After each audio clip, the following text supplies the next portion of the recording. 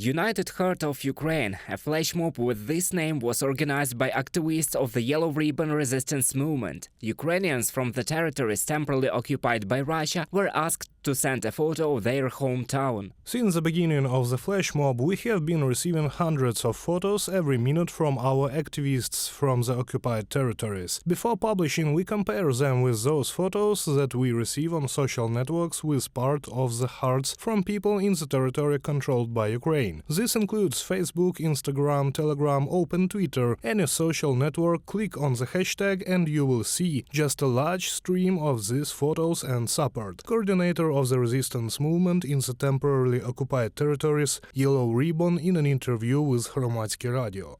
Since the spring of last year, the Yellow Ribbon movement has been holding civil resistance to the Russian occupation. With the help of ribbons, posters, graffiti with Ukrainian symbols and stickers, its activists remind of Ukraine in the territories occupied by Russia. According to coordinators, more than 7,000 people participate in the activities of the organization. Most of them are located in the Russian-occupied Crimea. One of our goals was to create something that would further inspire people to fight. We wanted to do something that would remind people here in Kherson that this is still Ukraine, but on the other hand that it would be safe. After all, not everyone can carry a blue and yellow flag with them or hang it on the house. Naturally, this will be unsafe for people. Therefore, as a conditional symbol, we took the yellow ribbon. Firstly, I had a lot of such tapes at home. Secondly, they are bright, eye-catching, easy to remember. Coordinator of the resistance movement in the temporarily occupied territories, Yellow Ribbon, in an interview with Radio Liberty.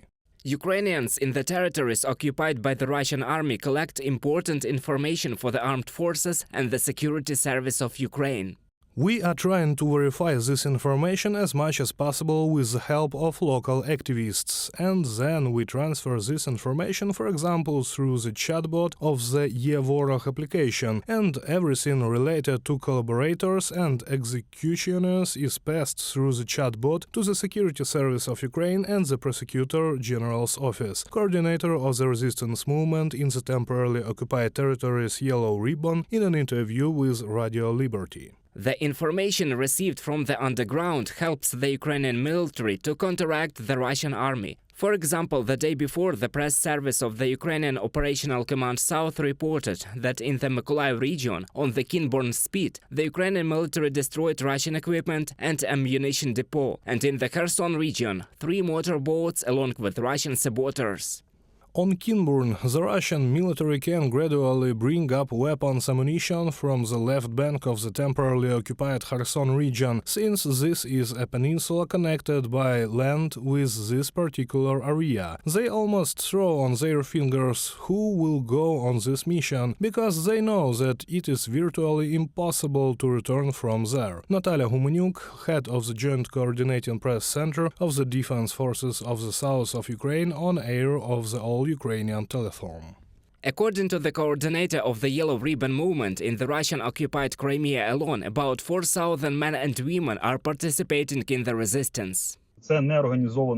It is not an organized resistance movement. This is a separate activity of individual citizens who have a heartache and who expose themselves to great danger. At the same time, the organized resistance movement in the temporarily occupied territories is working very effectively. And what we often hear about successful operations, in fact, in these territories did not take place without the active support of the Ukrainian resistance.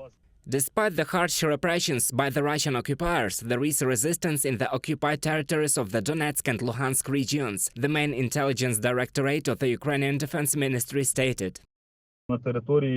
On the territory of certain areas of the Donetsk and Luhansk regions and the occupied Crimea, after the defense forces began to liberate the territories and the enemy began to retreat, people started to believe in victory, and therefore, of course, they are ready to help and pass on information. The enemy understands this, so he tries to tighten the screws and intensify the fight. Filtration measures on the part of the occupiers are being strengthened. New restrictions on communication and use of networks are being introduced.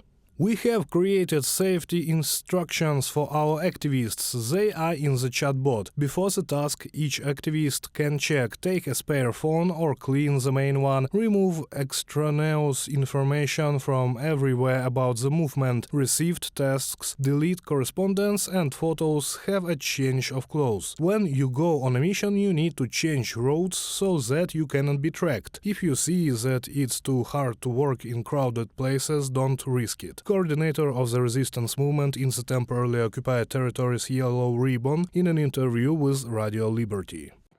In the occupied territories, Ukrainians are also collecting evidence of war crimes committed by Russian military. Then these facts will become evidence in the International Court and the Special Tribunal. Reported by Roman Smoler, Христина Домбровська, UATV News.